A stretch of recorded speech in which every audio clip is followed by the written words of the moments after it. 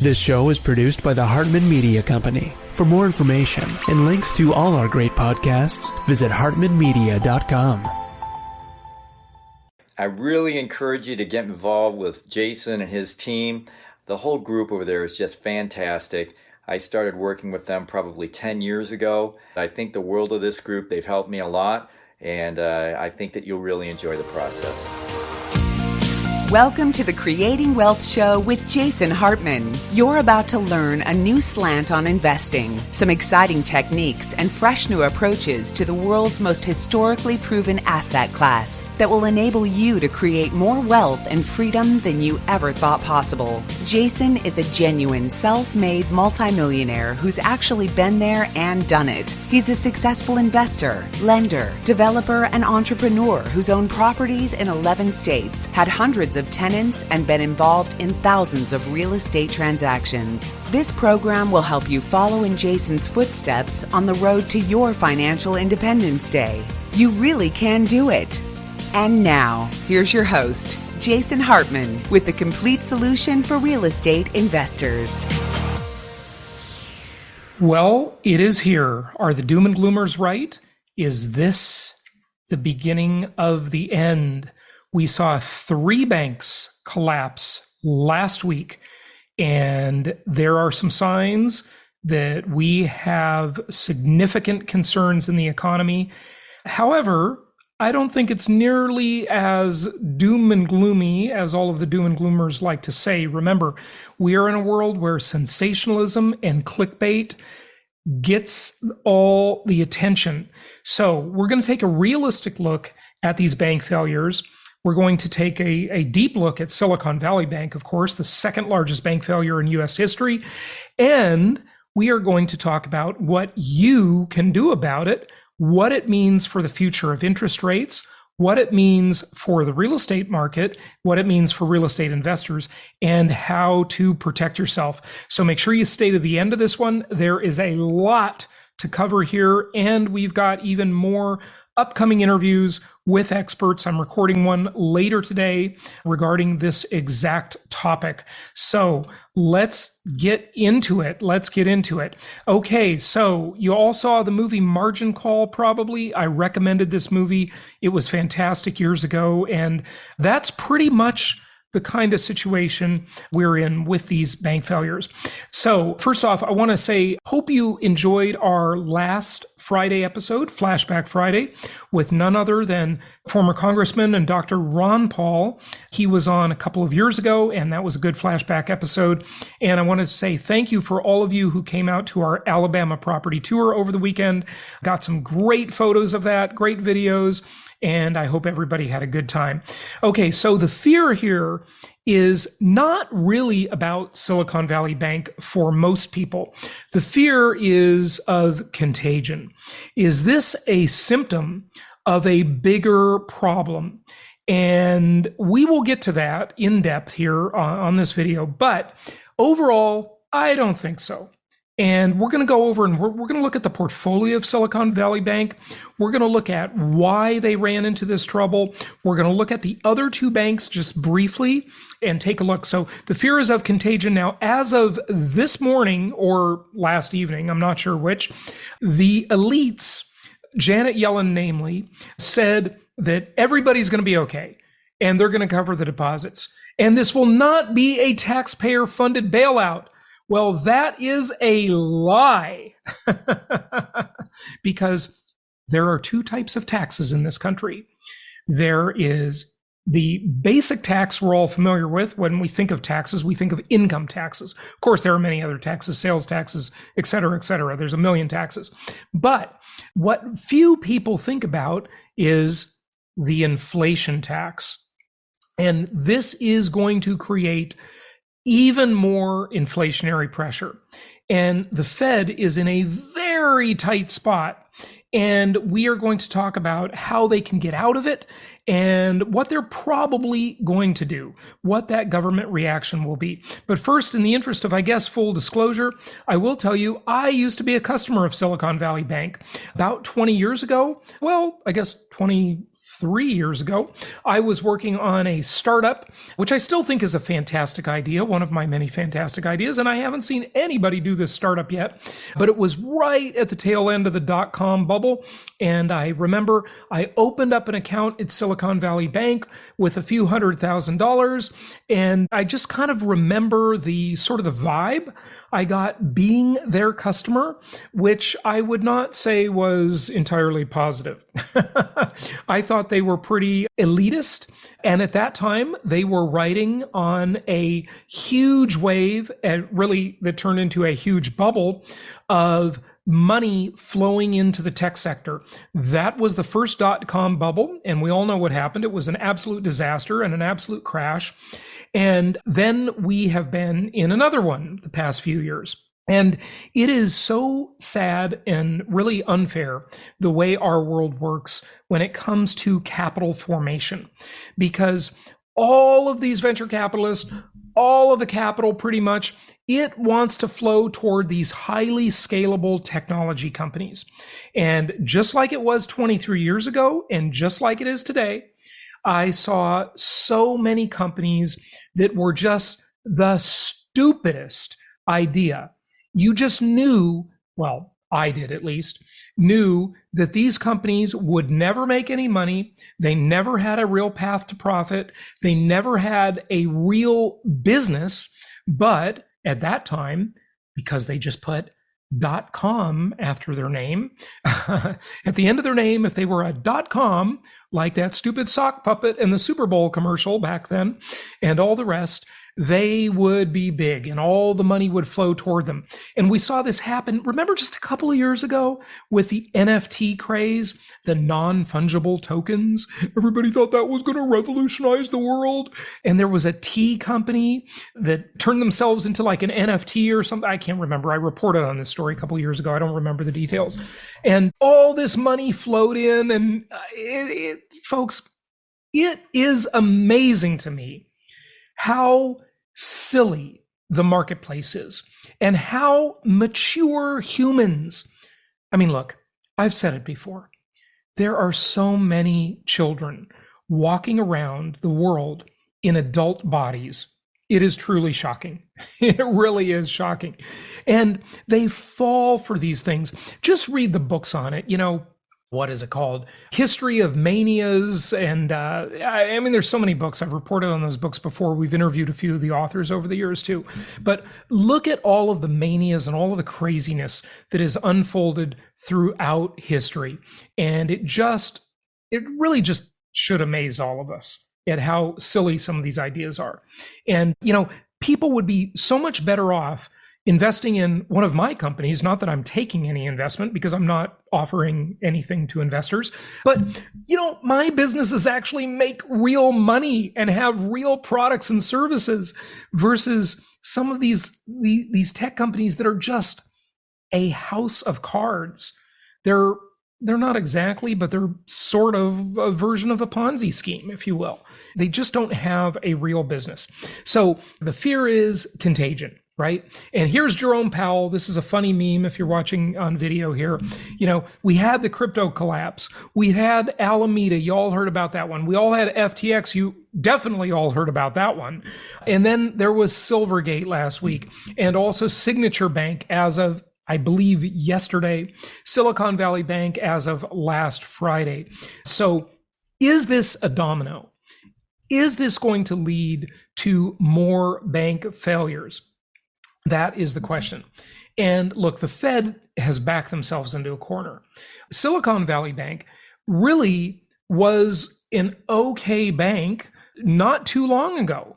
But when we saw these radical increases by the Fed, because they waited way too long, I've told you about my criticism of the Fed, they waited way too long to hike rates. Jerome Powell was massively in denial as he was saying inflation is transitory. Now, of course, like most lies and most jokes, the old saying is there's a little bit of truth in every joke. And there's a little bit of truth in every lie. Yes, there was some component of transitory. I mean, of course, I'm going to give him credit for that. We all know the supply chain issues and so forth. But overall, when we could all see the writing was on the walls, it was so obvious that there was this massive tidal wave of money in the markets. And really, there still is a pretty big tidal wave of money, but it's moving around. It's not in the same places. And it was chasing that very limited supply of goods and services. And so that created real, and as we now see, very sustained and sustainable, not in a good way for most of the economy. Usually sustainable is a positive thing, inflation. And so now, there are all kinds of traps that the Fed has put themselves into. One of the traps, and you'll see on the screen, the choice is which button does Jerome Powell push? Does he push the button for runaway inflation? Or does he push the button for banking system collapse? Now, that's a little overreaching, of course, but it's not completely untrue. And here's why. Okay, well, yeah, I'll get to that in a second. So I went to Silicon Valley Bank's website, and of course it says, the FDIC took it over. And just a couple of memes and quick quotes here before we get to their portfolio, which is going to be very enlightening. And we're going to also look at the portfolios of a whole bunch of banks. Okay, so this one, somehow Silicon Valley Bank managed to play under a different set of rules than other FDIC banks. They managed to push the envelope and get away with making loans that 99% of banks would never touch. And those were the loans to these overfunded tech companies, these silly tech companies that were just copycats of something in the physical, tangible world. They were sharing economy ideas that, we just don't need. And so much of the sharing economy has not figured out a way to make any money yet. These companies, we've seen it with the layoffs and the, I'll call them austerity measures at these tech companies. These people that were just enjoying these lavish jobs, they were totally overpaid, getting all these perks and goodies. And this is the poison of too much money. In my businesses, they are run like real businesses.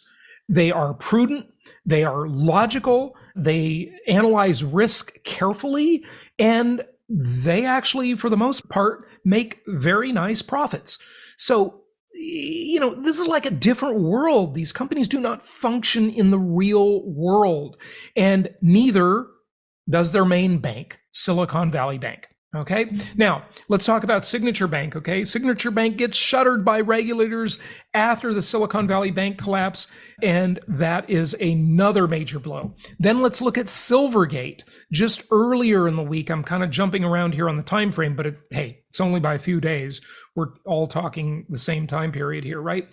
Silvergate adds, and this was as of about fourth quarter of last year, adds 48 new crypto clients in the fourth quarter, despite a 55% decline in net income. And Silvergate Capital Corporation, that owns the bank, announces its intent to wind down operations and voluntarily liquidate Silvergate Bank. And it raised to cover $8.1 billion of withdrawals during the cryptocurrency meltdown. And that's nothing compared to Silicon Valley Bank. Much, much bigger failure. But here's the important thing. Here's the document I really want you to look at. Now, this document is very telling because it shows us the portfolios of these banks. So when it comes to Silicon Valley Bank, here was their biggest problem. They were so stupid that they bought a whole bunch of mortgage-backed securities during the time when we saw the lowest interest rates in history. And these didn't pay very well. And they were assets that really did not work very well. Well, they don't work very well because the coupon rate on them is very low, but they also are meant to be held to maturity. So HIM, hold to maturity. That's the acronym. Sorry if that bothers the feminists. It's HIM is the acronym. I'm sure there's some acronyms with HER or, whatever, right?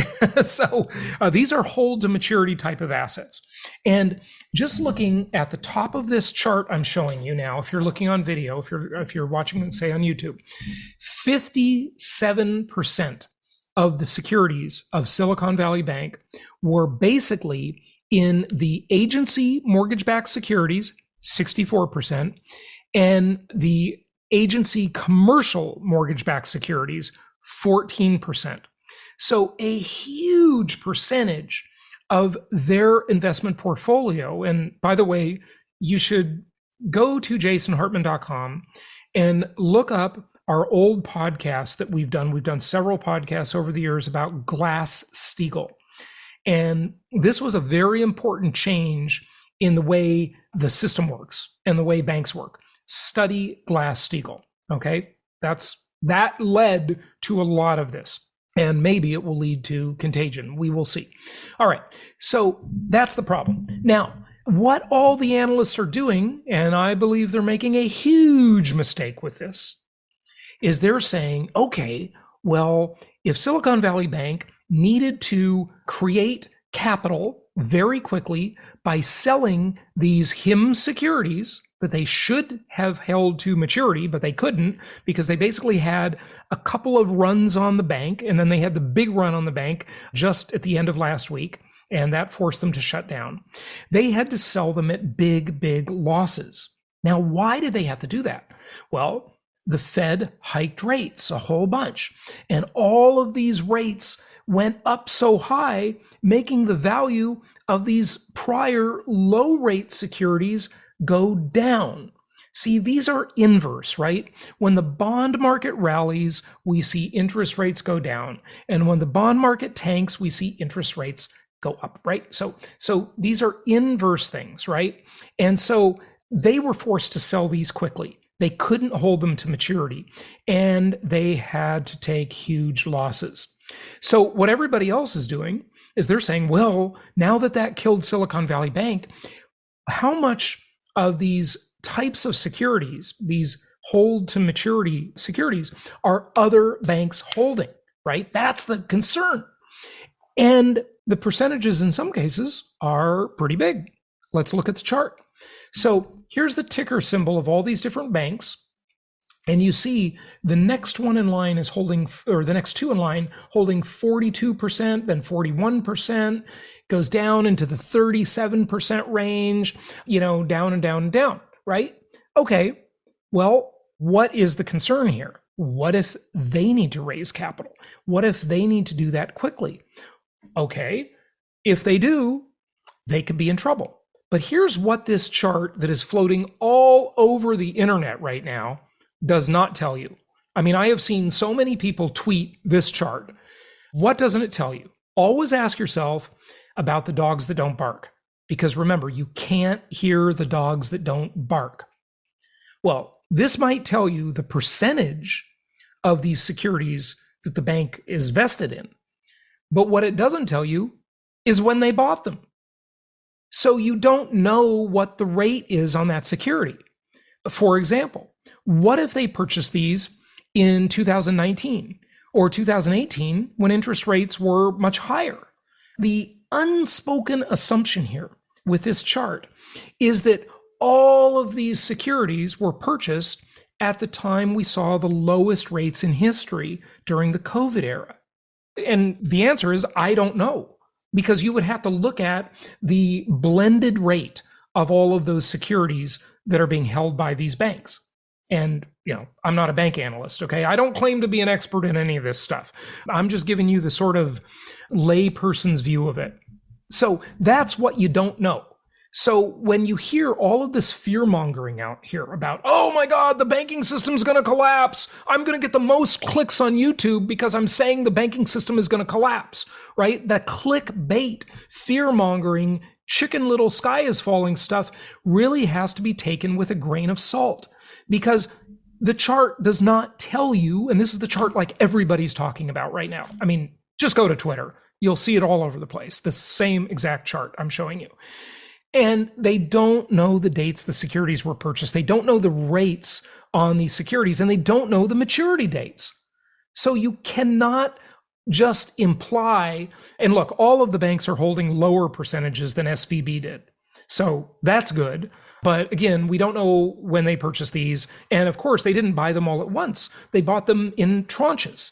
And so you would have to average them, kind of do the dollar cost averaging on them, and look at the blended rate of all those and the maturity dates to know when they mature, because remember, they're hold to maturity style assets that are best held to maturity. And so if they're maturing quickly, they can just sell them at maturity and they got their money.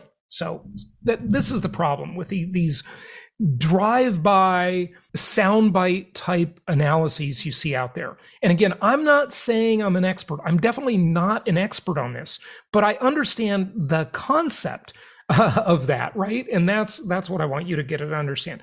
So I'm interviewing Alf from Twitter. He is going to be on the show today. We'll probably air that show on Wednesday because he's done a lot of deep analysis into the banks and Silicon Valley Bank. So I think he's going to be a great guest. I reached out to him yesterday, but this is basically the thing. I mean, he had a whole bunch of tweets, but I like this one. He says, a $120 billion bond portfolio with a 5.6-year duration means that every 10 basis points move higher in 5-year interest rate lost the bank $700 million. If that's 200 bips, that's $14 billion in economic loss. Basically, the entire bank's capital just totally wiped out. So does that give you a sense of what happened? Okay, now, here is another very interesting chart, and consider the source. Okay, it's noticed. You always got to do that, right? But this chart is loans plus securities as a percentage of deposits. Now, we got to remember something. We might all think of a deposit as an asset, but to a bank, remember, their balance sheet is the inverse of our balance sheet. A deposit to a bank is a liability. A loan is an asset. It goes the opposite way of the way we think of it in our lives. So we have to just understand it's kind of like taking a photograph and in one of those photo editing programs, just flipping it. Sometimes people do this to my picture and it quite annoys me. I don't part my hair on that side. It parts the other way, So anyway, it's like flipping the view of it, right? So lower risk deposit base, we got JP Morgan over here, right? Saying they're low risk. And of course, the bigger banks have more diversification, right? But Silicon Valley Bank's investment group, right? Their parent company had really, really high risk, as you see on this chart. And clearly we all know what happened by now as of just a few days ago. But that gives you an idea as to what's going on. But again, you got to know the maturity date. Now, let's talk about woke culture for a minute and how these companies, I mean, especially another company that just totally bugs me, and we talked about its CEO and founder on the show when I interviewed the author of The Davos Man. Very interesting. Go back and listen to that show on The Davos Man and talking about Davos, Switzerland, the World Economic Forum, and all these elitist hypocrites following all of these woke ideals. And, this is not business. Look, my general philosophy is this. The corporation is not anybody's babysitter. The corporation is not meant to pursue causes, charities, woke ideology, or any ideology, as conservative or woke. The corporation is there to do business. That's what corporations are for. If you want a babysitter, you've got the government. Well, the government shouldn't be the babysitter either, the cradle to grave babysitter. But we have what we have. So, I'm pragmatic about that stuff. Okay, so from Forbes, Kurt, thank you for sending this article over the weekend. From Forbes, Silicon Valley Bank proxy shows the board's secret year-long risk panic. And in this article, there are some bullet points, but I thought this one was really interesting. Perhaps most troubling is that it seems Silicon Valley Bank astonishingly operated much of 2022 without a chief risk officer. Okay, so no CRO.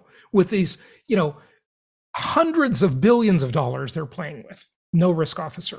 On January 4th, 2023, SVB announced the hiring of Kim Olson as its CRO, the subsequently released 2023 proxy statement, yada, yada, yada, right? And here's what's interesting. You look at the UK branch of SVB, okay, which was purchased, by the way, by HBC, I think bought them over the weekend. I mean, can you imagine how busy the lawyers and the bankers were this weekend? It must have been just crazy. And Janet Yellen and Jerome Powell too, much as I disagree with them on pretty much everything. Although I used to like Powell, but I think he really messed this up. So look at this one. Jay, and I don't know how to pronounce this last name, Erzapa, head of financial risk management and model risk, Silicon Valley Bank UK Limited. This is the distraction of wokeness, right? A head of risk management at Silicon Valley Bank spent considerable time spearheading multiple woke LGBTQ plus programs, including a, quote, safe space for coming out stories as the firm raced towards collapse. Okay. And Jay, whatever the last name is, the boss of financial risk management at SVP's UK branch, launched initiatives such as the company's first month-long Pride campaign and a new emphasizing mental health awareness for LGBTQ. Now, look, folks, I'm a libertarian. I think everybody should be able to pretty much do what they want as long as they're not hurting anybody else. I have no problem with, people having different sexualities or whatever, right? That's not the issue. The issue is this is a corporation. They should be focused, and a corporation with giant problems looming in the background. And here they're distracted with this crazy woke stuff.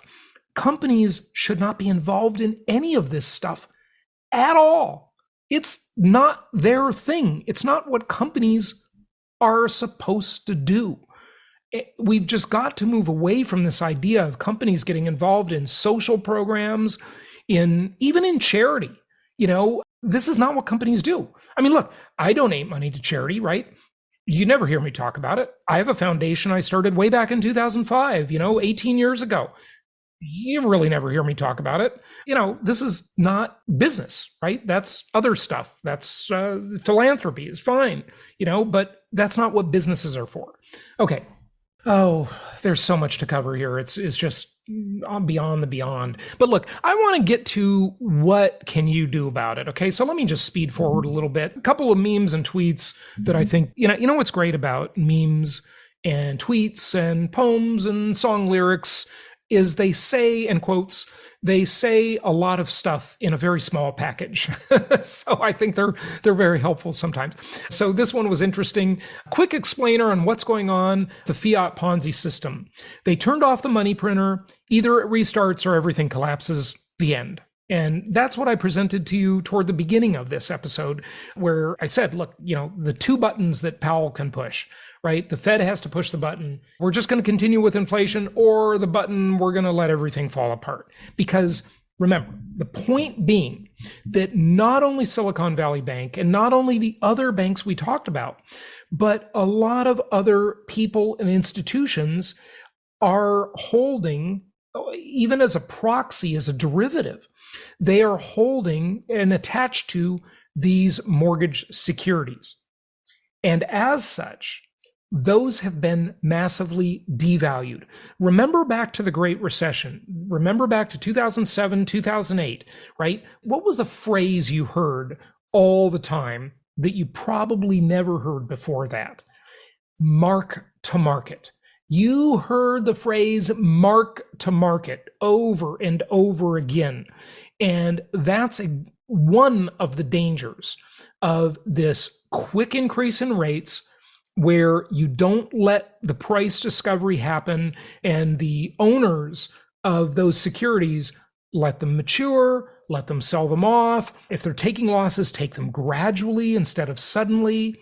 And that's why the Fed has just screwed this up so badly, because it can't tame inflation and it can't raise rates anymore. And well, I'll tell you what I believe is, I'll just tell you now. I was going to wait till the end for this, but I think the Fed has got to pivot. They have got to, the thinking was that they're going to raise rates again at this next meeting, and then that would be it. I think they need to lower the rates, and we'll see what they do. I don't know. We'll see. Okay, so here's another tweet. The implosion of SBV Bank is not the start of contagion or bank runs, far from it. This was, they were into the ESG, we talked about that, and DEI maniacs. That's not dissimilar from FDX and Sam Bankman-Fried. Just awful, essentially non-existent risk management, but also a California bank, aka no surprise. So you're in woke California. You got woke causes, big distractions, not focusing, not keeping your eye on the ball, just complete silliness. And we do have to point out that the inimitable Jim Cramer was recommending Silicon Valley Bank just last month. Yep, buy some shares of Silicon Valley Bank. He was recommending it, Oh my gosh. CNBC's Jim Cramer urged viewers to buy shares of Silicon Valley Bank just last month. So that's the financial advice you get on TV. Now, let's just kind of look at these bank failures. So, of course, throughout the time of the Great Recession, we had a whole bunch of bank failures. I believe at the time there were about 8,000 banks in the US, and 500 of them failed within just a 6-year period. I remember I had money at a bunch of banks back then because the limit was $100,000 each, and so I would spread it around. Now they did during the Great Recession increase the FDIC insurance limit to $250. So, just some money that I was keeping on the sidelines. I know I'm gonna get some hate on this. Look, folks, you got to keep some money in the bank sometimes, okay? So I use banks, and I had my money spread out in a bunch of banks, $100,000 each, right? And I remember getting letter after letter after letter saying the FDIC took this bank over, your money is now at this other bank, they moved it, and you got to go there. And I got like 7 of those letters, I remember, during the Great Recession. So Washington Mutual, of course, the biggest bank failure in U.S. history, assets of $307 billion. Now, you got to adjust that for inflation, of course, which this chart probably does not do. So that $307 billion would be a lot more today, 15 years later. And Silicon Valley Bank, $209 billion in assets. So this is a big deal. This is a big bank failure, the second largest in U.S. history. And here is the run on the bank. This chart depicts it just beautifully, right? So you saw all of these inflows of money, okay, in each quarter of each of these years. And then you started to see the outflows of money last year. Okay, inflows turned into outflows in the past year as clients burned cash amid the tech slowdown. Now, if these companies weren't overfunded in the beginning, if investors put money into like normal, boring businesses like, I don't know, a steel mill, small businesses, there's a lot of other things you can do, but no, everybody's looking for that home run. They want to be in that tech startup, right? And so that's where all the capital goes, unfortunately. Capital formation is one of the biggest problems in today's world. It's a complete mess the way it works. And I don't know that it's ever going to change because it's just human nature, right?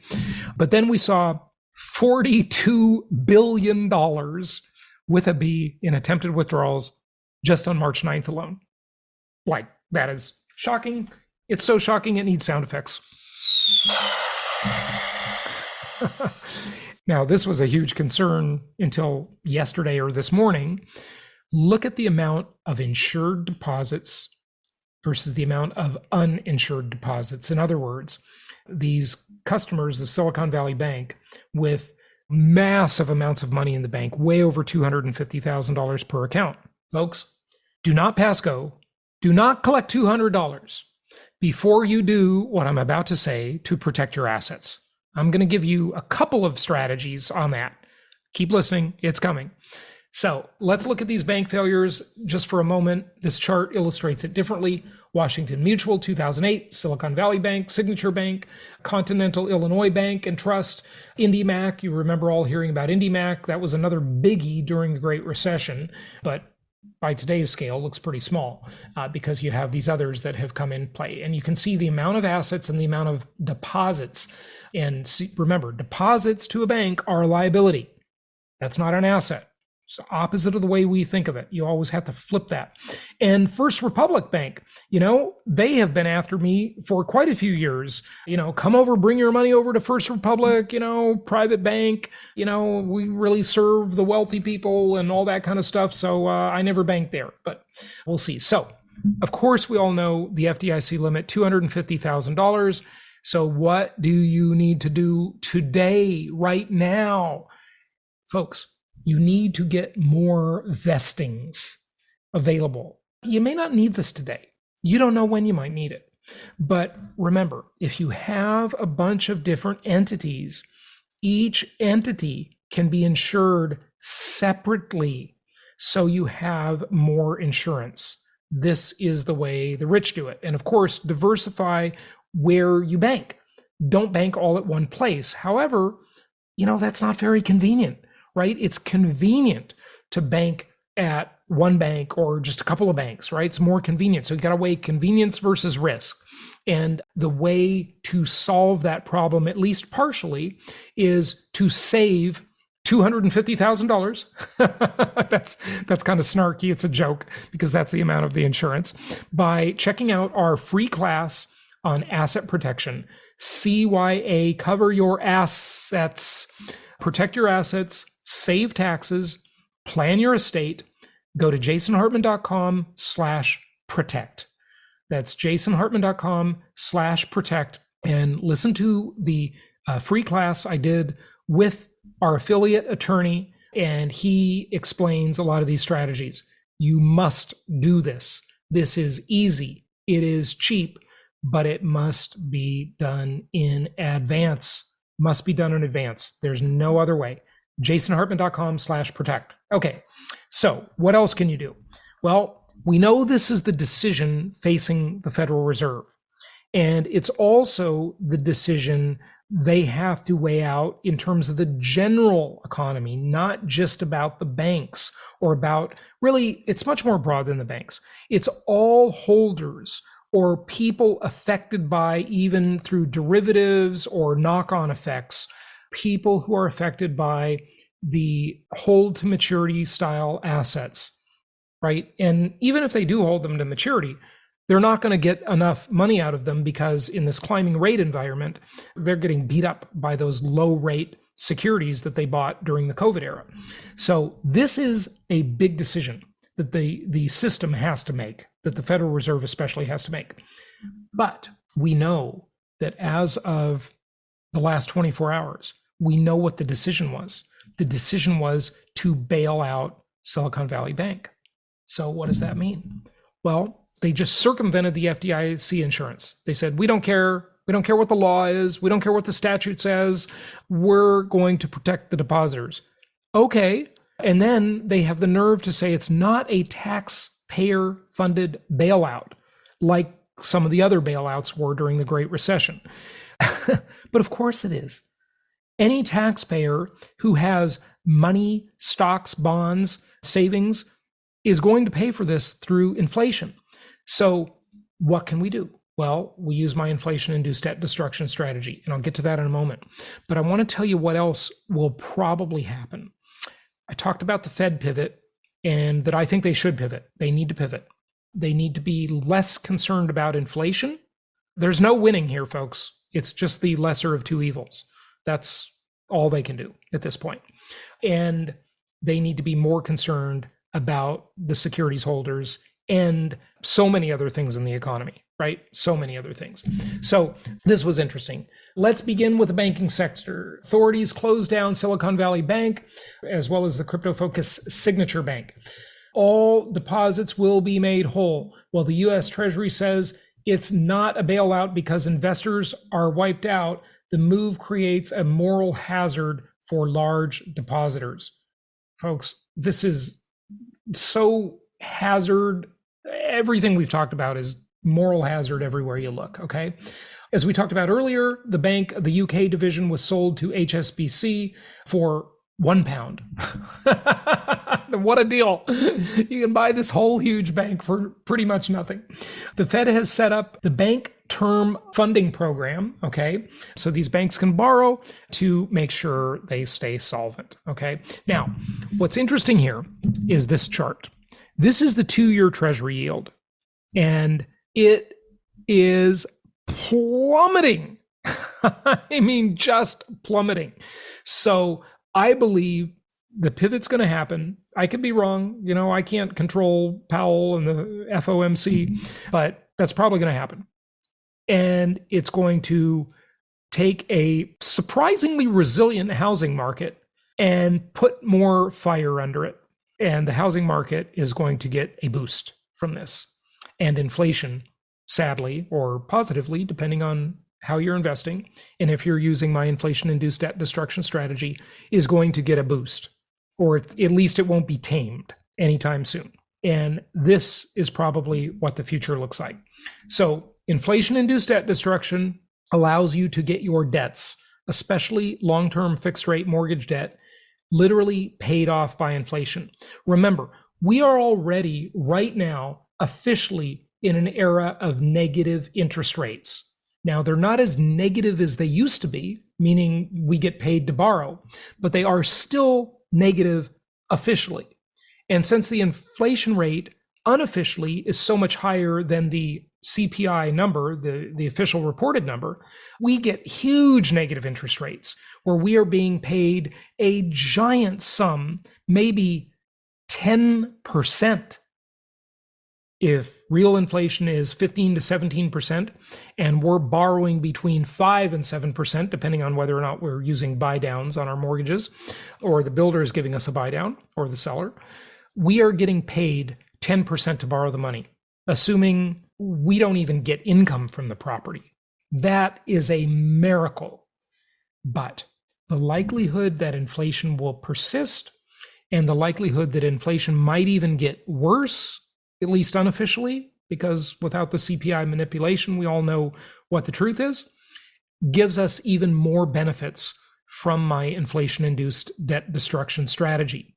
So take advantage of this and be ready, because if we see lower rates, we're already going to take a housing market with very low inventory and kick that up and give it a boost.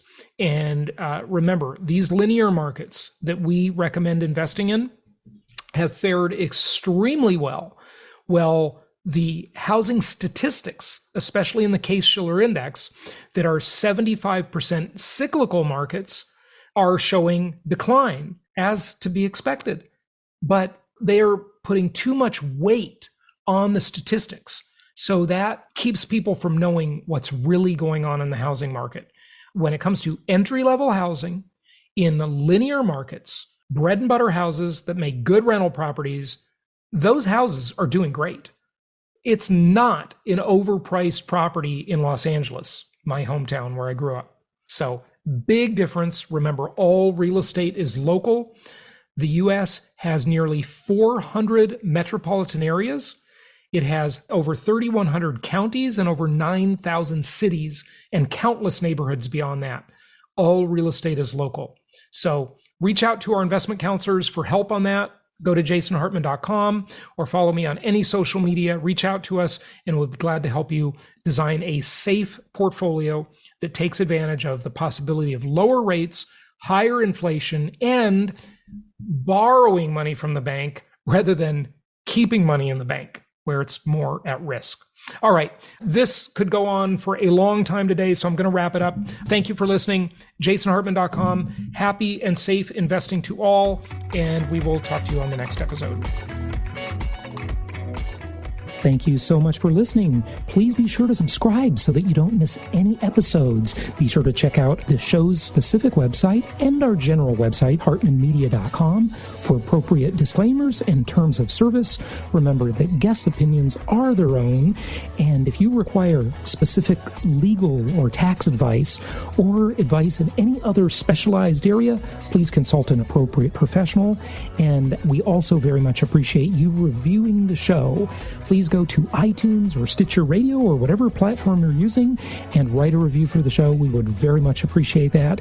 And be sure to make it official and subscribe so you do not miss any episodes. We look forward to seeing you on the next episode.